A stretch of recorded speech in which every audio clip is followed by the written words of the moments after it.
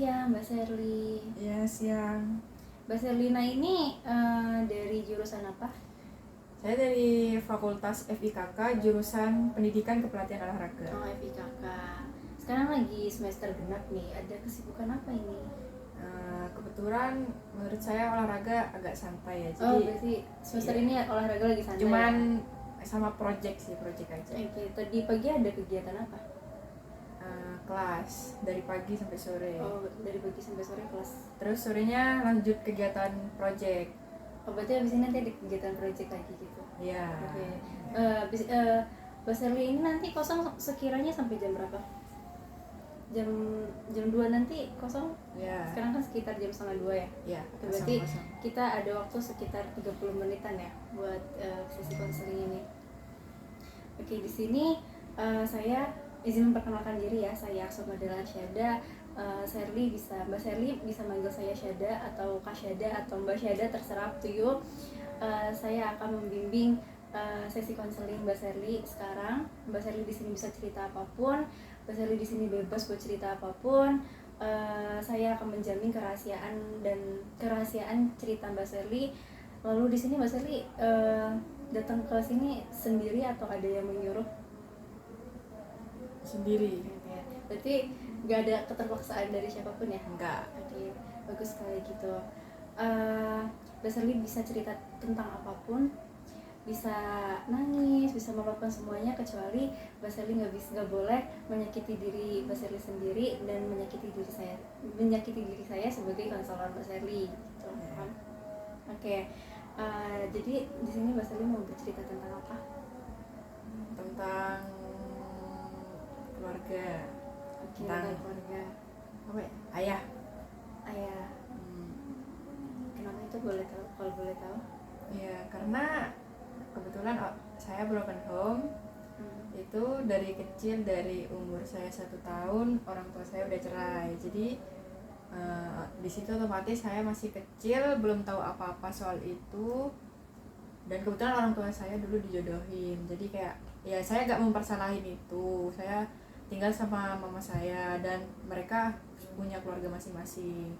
Tapi yang bikin saya kecewa sampai saat ini itu adalah ayah saya sendiri. Dia kayak, saya tuh anak perempuannya satu-satunya, tapi kayak seakan-akan saya tuh kayak gak berharga gitu loh di hidupnya dia. Kayak gak ada nanyain kabar.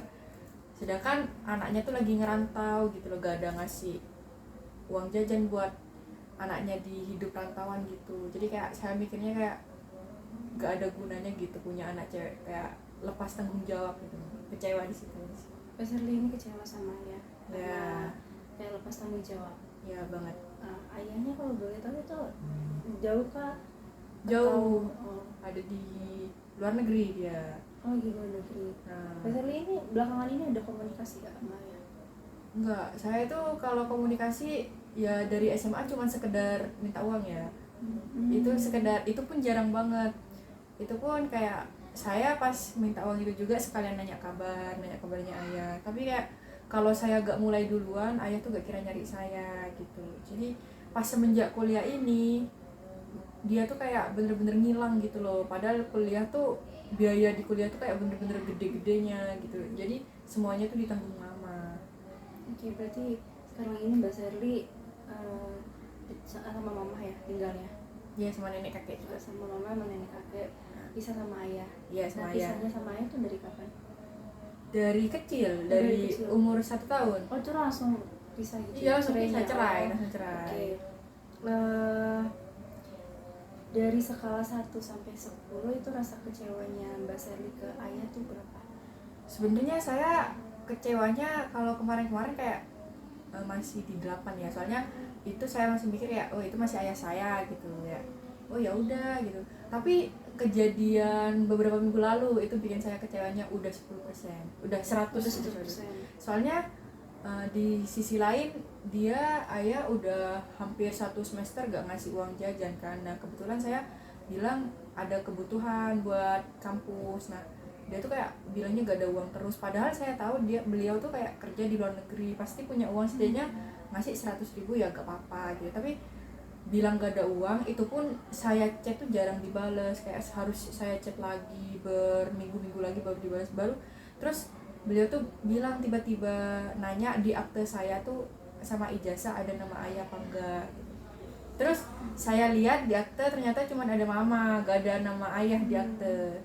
Dan di ijazah juga kebetulan nama ayah tiri saya gitu. Jadi masalah itu saya nggak tahu apa-apa gitu, itu urusannya orang tua. Jadi kayak saya sebagai anak itu yang salah orang tua yang cerai, ngapain nanya ke anak, itu kan keputusannya mama. Mungkin mama dulu kecewa sama ayah atau apa, itu urusannya nggak tahu. Nah pas saya bales ijazah sama aktenya gak ada nama ayah, ayah tuh tiba-tiba bilang, oh berarti ayah gak dianggap ya, ayah di sini gak mati, berarti gak dianggap sama Sherlia. Di situ saya kecewa, kayak lah di sini yang merasa gak dianggap tuh saya, kenapa seakan-akan pelaku tuh malah nyalahin gitu loh, seorang pelaku malah nyalahin yang disakitin sama ini. Nah itu yang bikin saya kecewa di situ.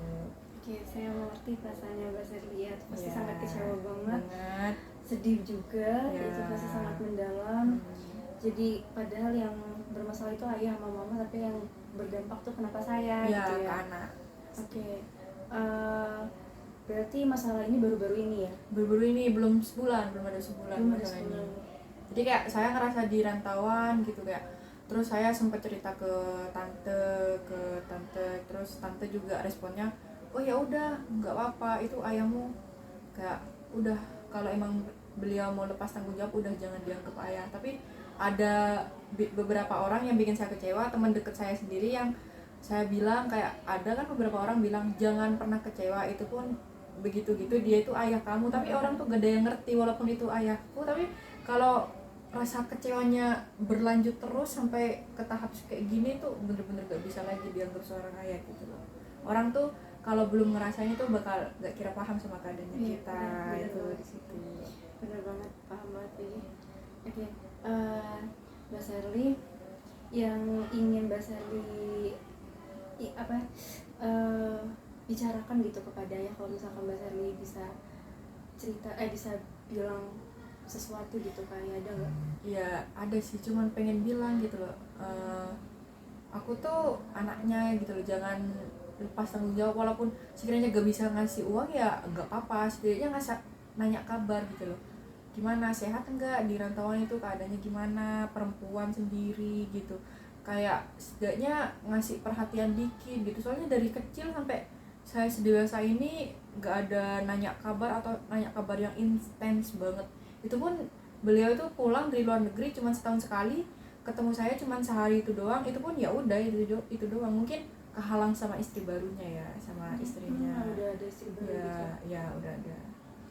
Ada nggak solusi di mana Mbak Sherly itu mencoba buat menghilangkan rasa kecewa Mbak Sherly dari kecil itu? Kan Mbak Sherly udah, rasa kecewanya tuh udah dari kecil ya. Ya. Ada nggak biasanya kayak dia tetap ayah saya harus tetap sayang sama ayah saya, ada nggak di waktu-waktu tertentu seperti itu? Lampiasinya Iya, biasanya. kalau dari kecil sampai saya waktu sekolah SMA sih, mungkin saya lebih ke hobi saya, kayak ngelampiasin dengan cara nyari prestasi gitu, kayak dengan cara kecewa saya kayak biar orang tua tuh lebih bangga gitu loh. Nah, tapi kayak gak ada harga dirinya gitu prestasi saya di mata ayah tuh. Jadi kayak pas semenjak itu saya kalau lagi kecewa gitu ya lebih ke jalan-jalan healing, kayak contohnya naik gunung. Itu bener-bener alam tuh bikin saya ngilangin rasa stres gitu, bener. Jadi gunung tuh jadi salah satu solusi Mbak Sherly buat Ya itu ngilangin rasa salah satu kecewanya. solusinya, salah satu solusi. Oke. Dari Mbak Sherly naik gunung itu ada rasa sembuh nggak tuh terhadap ayah, atau masih ada kecewa dikit? Gimana ya, soalnya kalau kita lagi di gunung tuh perasaannya, kalau di gunung tuh masalah tuh seakan-akan hilang gitu loh. Pas di gunung kayak bener-bener ngerasa bahagia, lihat burung yang kayak itu, lihat pemandangan yang indah, kayak lihatnya tuh kayak, oh ngapain aku mikirin masalah yang seberat ini, padahal alam tuh kayak indah banget untuk dinikmatin gitu, masih ada hidup di depan gitu, kayak itu tuh bakal jalan terus ke depan gitu, kayak oh ya udah gitu, kayak ada teman-teman yang bakal nemenin kita. Masalah orang tua yang ngecewain, nanti bakal orang tuanya sendiri yang bakal nyesel ke depannya. Jadi kayak ya udah, itu mungkin jalan terbaik pada saat ini ya kayak gitu. Mungkin kalau diinget-inget bakal ada sakitnya, tapi kalau terus berada di kondisi yang kayak gitu tetap gak baik. Berarti kalau misalkan boleh tahu nih, dari rating 1 sampai 10 gitu, rasa bahagianya Mbak Serli ketika naik gunung tuh ada di angka 10. berapa? Di angka 10. 10. Di angka 10 itu apakah udah membuat Mbak Serli sembuh dari rasa kecewa terhadap ayah, atau waktu di gunung doang rasa kecewanya tiba-tiba hilang karena lupa gitu kan? Waktu di gunung sih. Waktu di gunung aja. Berarti kalau misalkan udah balik lagi tuh langsung kayak keinget semua Ya, masalah lagi. apalagi kan ngekos sendirian Iya. gitu loh, jauh dari temen deket.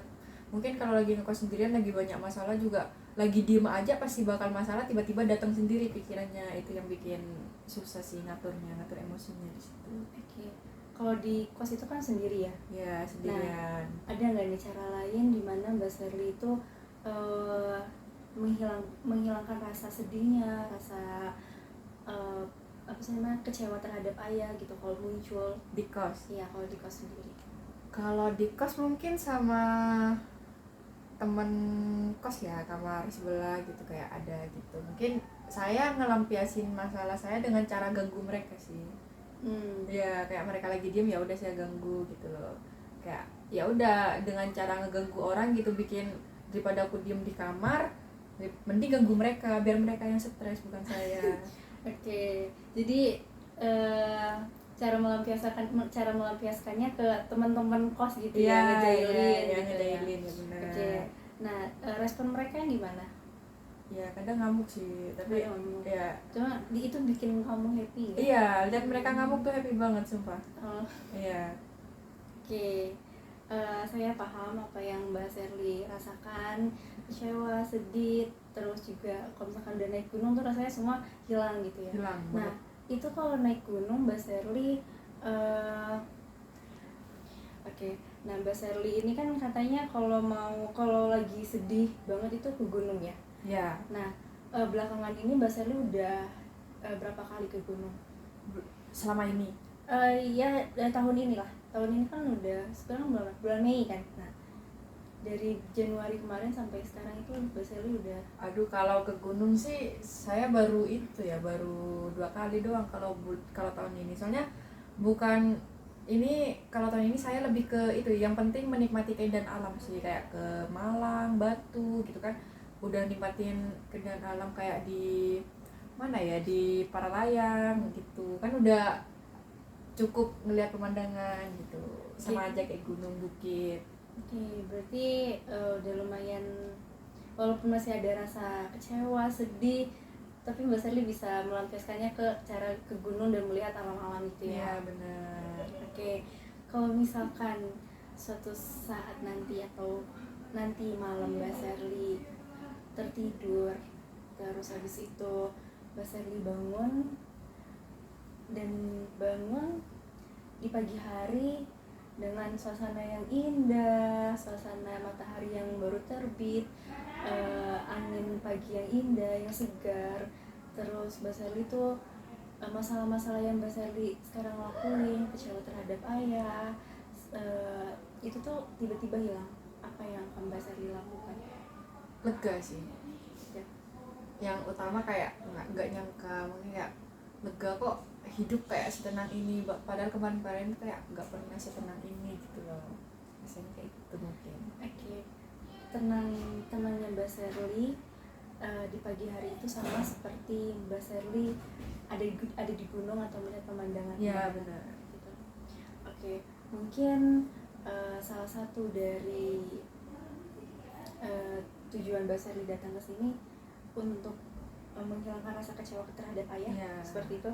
Oke, dengan Mbak Serli sudah menemukan solusi terhadap masalah yang Mbak Serli alami, itu juga sudah menjadi salah satu penguat di mana Mbak Serli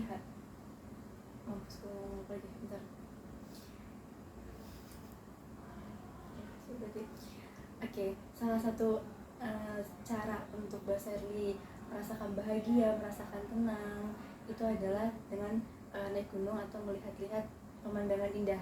Ya, betul. Nah, masih Mbak Serli sudah menyempatkan hadir dalam sesi konseling ini. Jadi kalau misalkan Mbak Serli udah rasa kecewa terhadap ayah makin meninggi atau timbul lagi dan semakin besar, mungkin itu akan melakukan ke gunung ya. Pasti. Oke, terima kasih sudah membuka diri Mbak Serli terhadap saya dan berbagi dengan jujur tentang kekecewaan Mbak Serli selama ini terhadap ayah Mbak Serli. Itu bukan hal yang mudah, saya paham banget. Dan keberanian Mbak Serli untuk hadir di sini adalah langkah yang sangat luar biasa. Mbak Serli sudah berani menceritakan kepada saya dan membuka diri kepada saya, itu sangat luar biasa banget.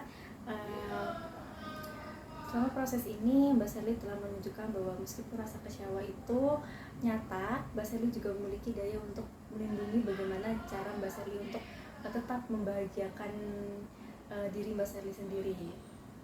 Oke, apakah Mbak Serli ada yang ingin diceritakan kembali? Mungkin cukup itu.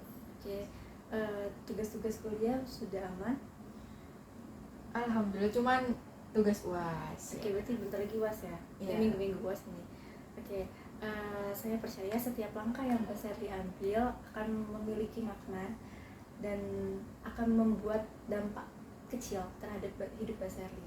Kebahagiaan kecil yang Mbak Serli lakukan terhadap diri Mbak Serli itu sangat luar biasa. Itu sebagai salah satu self reward ya. Naik gunung, lihat pemandangan di Malang dan sebagainya, itu udah sangat membuat Mbak Serli bahagia. Jadi tetap lakukan hal tersebut. Kalau udah ngerasa sedih atau even Mbak Serli pengen ngerasa healing aja, tetap lakukan itu. Terima kasih Mbak Serli sudah datang ke sini. Terima kasih sudah pengen bercerita dengan saya. Konseling kali ini ditutup dan terima kasih Mbak Serli.